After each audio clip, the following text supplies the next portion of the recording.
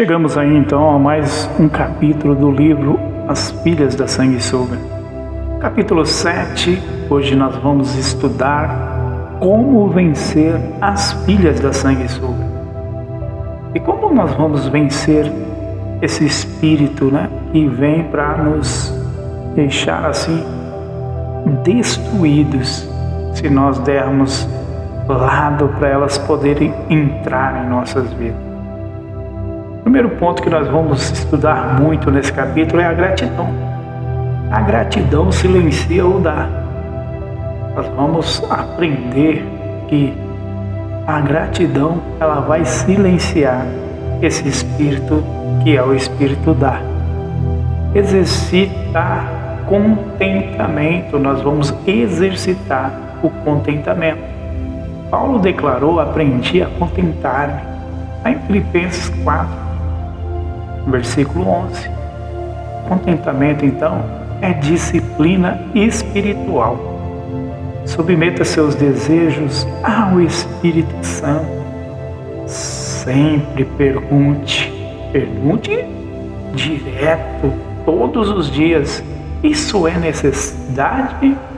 É necessidade para mim ou é cobiça? Aprenda a adorar sem pedir. Adoração pura não negocia, ela se entrega. Como vencer as filhas da sanguessuga? Essa é uma pergunta que muitos vêm fazendo no decorrer aí dessa série de mensagens que eu estou trazendo. Então, hoje nós chegamos aí para chegar nesse ápice aqui de estudar como vencermos esse espírito. Depois de identificar a ação da sanguessuga, seus sinais e suas consequências, surge a pergunta inevitável: como vencer essa natureza? Como silenciar dentro de nós a voz que insiste em pedir mais? Como vencer a fome desordenada da alma? Como romper com o ciclo do dar? A boa notícia é que Deus não apenas revela o problema, Ele também oferece o caminho da cura. Nenhuma alma precisa permanecer escravizada pela insatisfação. Nenhum coração precisa continuar refém da comparação, da cobiça ou da carência. Existe libertação, existe restauração, existe cura, mas esta vitória exige posicionamento espiritual. Vencer as filhas da sanguessuga não acontece por acaso. É fruto de disciplina espiritual, rendição e transformação interior. Neste capítulo veremos princípios bíblicos para silenciar definitivamente essa voz. Primeiro passo, como eu já disse, pratique gratidão. A gratidão é uma das armas mais poderosas contra a insatisfação. Ela confronta diretamente o espírito do dar. Enquanto a sanguessuga diz ainda falta, a gratidão declara: Deus já tem sido o suficiente. A gratidão muda a perspectiva. O coração ingrato foca na ausência. O coração grato enxerga provisão. Dois homens podem viver a mesma realidade. Um murmura, outro agradece. A diferença está na perspectiva espiritual. Jesus agradeceu antes do milagre, diante dos 5 pães e 2 peixes. Uma quantidade humanamente insuficiente. Jesus fez algo poderoso. Tomando os 5 pães, deu graça, lá em Mateus 14, versículo 19. Observe, ele agradeceu antes da multiplicação. A gratidão antecedeu o milagre. Isso nos ensina que quem aprende a agradecer pelo pouco se prepara para administrar o muito.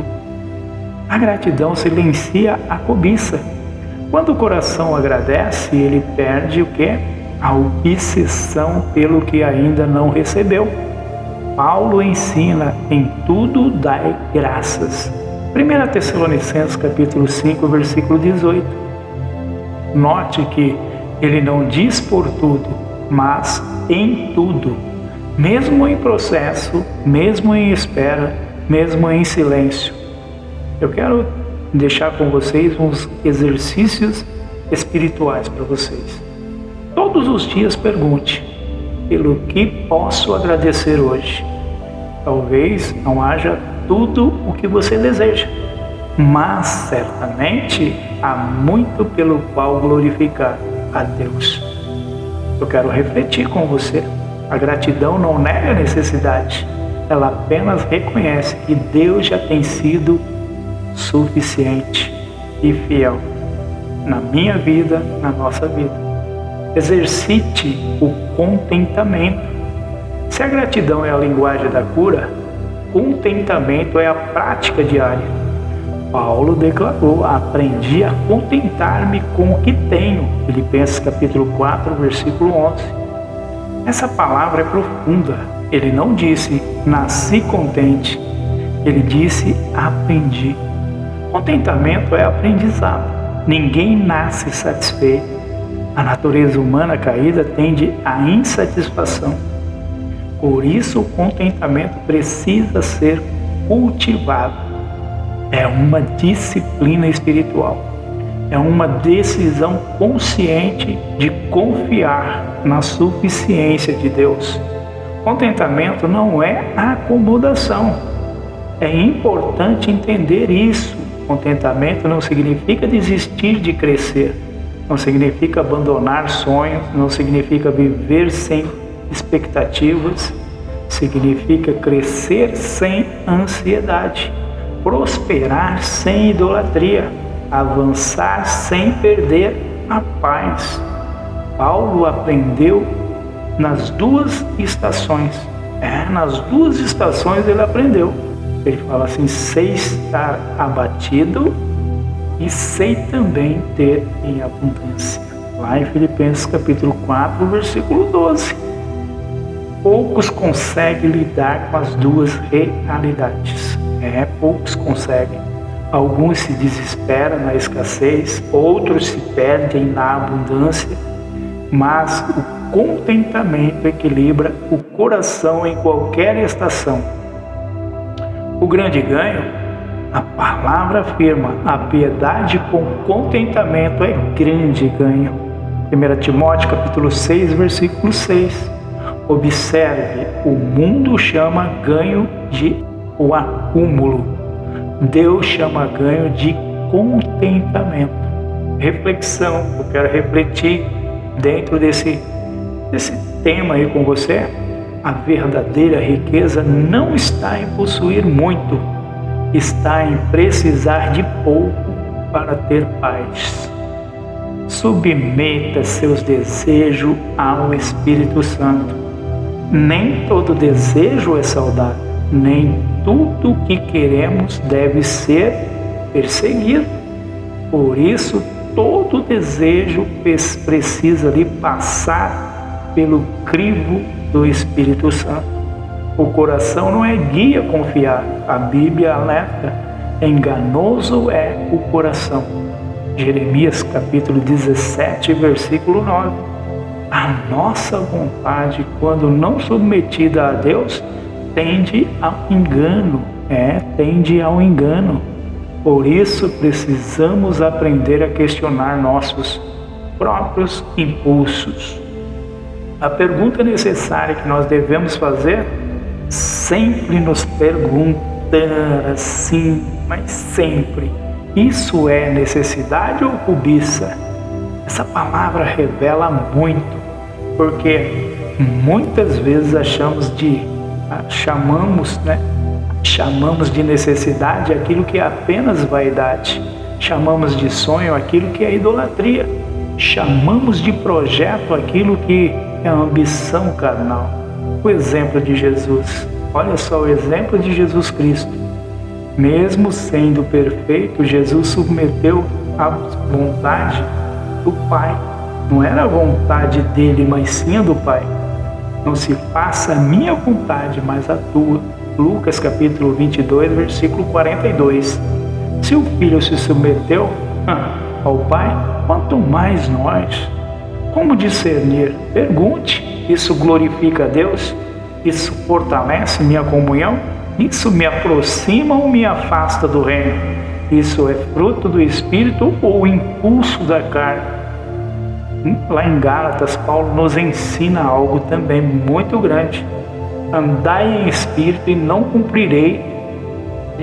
cumprireis a concupiscência da carne. Gálatas 5, capítulo 16. A vitória contra o desejo desordenado não vem da força humana, vem da submissão ao Espírito Santo. Aprenda a adorar sem pedir. Essa talvez seja uma das maiores provas de maturidade espiritual. Adorar sem pedir, louvar sem exigir, permanecer sem negociar. Adoração pura, a verdadeira adoração não está condicionada à resposta. Ela não depende de circunstâncias favoráveis, ela não espera retornos imediatos. Ela simplesmente se rende. Jó, ele vai lá e nos ensina. Depois de perder tudo, Jó declarou: o Senhor deu e o Senhor o tomou. Bendito seja o nome do Senhor. Jó, capítulo 1, versículo 21. Que profundidade esse versículo. Jó adorou quando não havia motivos naturais para adorar. Isso é maturidade. Abacuque também fez da mesma forma. Ainda que a figueira não floresça, Abacuque capítulo 3, versículo 17 e versículo 18. Mesmo sem fruto, mesmo sem resposta, mesmo sem evidência, ele decidiu adorar. Adoração não é negociação. Há quem adore apenas troca, apenas esperando troca. Vou louvar para receber, vou jejuar para conquistar, mas Deus procura algo maior. Jesus disse: o Pai procura adoradores. Lá em João capítulo 4, versículo 23. Ele não procura negociadores, procura rendidos. Quando a adoração silencia o dar? Quando que essa adoração vai silenciar o dar? A alma que adora aprende uma verdade poderosa. Cristo basta. Quando isso se torna real, a voz da sanguessuga enfraquece. Alimente sua alma com a palavra de Deus. A fome errada só é vencida pela alimentação correta. Muitas almas vivem famintas porque se alimentam de comparação, vaidade e excesso de mundo. Jesus declarou: nem só de pão viverá o homem. Mateus capítulo 4, versículo 4. Existe fome que só a palavra de Deus satisfaz. A palavra de Deus reorganiza o coração, ela corrige prioridades, expõe idolatrias, confronta ali excessos, restaura o foco. Quanto mais a palavra de Deus governa, menos espaço sobra para o dar. Desenvolva a vida para servir. A sanguessuga vive para receber. Cristo vive para servir. A cura da alma consumista passa pelo servir. Jesus declarou: o Filho do Homem não veio para ser servido, mas para servir. Marcos capítulo 10, versículo 45. Quando servimos, vencemos o egoísmo. Quando abençoamos, vencemos a carência. Quando nos entregamos, vencemos a voz da exigência. O processo da cura, vencer as filhas da sanguessuga, não acontece de uma vez. É processo, é construção, é renúncia diária. Jesus disse: negue-se a si mesmo. Lucas capítulo 9, versículo 23. A vitória acontece na prática diária da rendição. Perguntas para um autoexame. Faça esse autoexame. Tenho agradecido ou reclamado? Tenho vivido contente ou ansioso? Meus desejos passam pelo crivo do Espírito Santo? Consigo adorar sem pedir? Tenho servido ou apenas esperado receber? Versículos para a meditação. Em tudo dai graça. 1 Tessalonicenses capítulo 5, versículo 18. aprendi a contentar-me. Filipenses 4, versículo 11. Andai em espírito. Gálatas capítulo 5, versículo 16. Buscai primeiro o reino de Deus. Mateus 6,33. O Pai procura adoradores. João 4, 23, versículo 23. Vamos refletir um pouco? As filhas da sanguessuga perdem força quando o coração descobre que a suficiência não está nas coisas, está em Cristo Jesus. Quem encontra plenitude nele não precisa viver exigindo mais, porque aprendeu que a maior dádiva já foi entregue, a presença de Deus. Quando Jesus Cristo se torna suficiente, isso aqui é a reflexão desse capítulo. Quando Jesus Cristo se torna suficiente, o dá se cala e a alma finalmente aprende a descansar. Chegamos ao final do capítulo 7 e já nos preparando para o capítulo 8. O capítulo 8 é sobre o contentamento que liberta. Vamos estudar daqui a pouquinho esse capítulo também. Daqui a pouquinho, vai ser 2 capítulos aí por semana. Daqui a pouquinho eu estou postando o capítulo 8 aí para vocês também, tá bom? Só peço para vocês estar me seguindo aí pelo o canal Aventuras pelas Estradas do Brasil e também pelo canal Pastor Caipira do Brasil. Deixe seu like, também você que não é inscrito, se inscreva, tá bom? Ative o sininho para todos. Forte abraço e fiquem com Deus.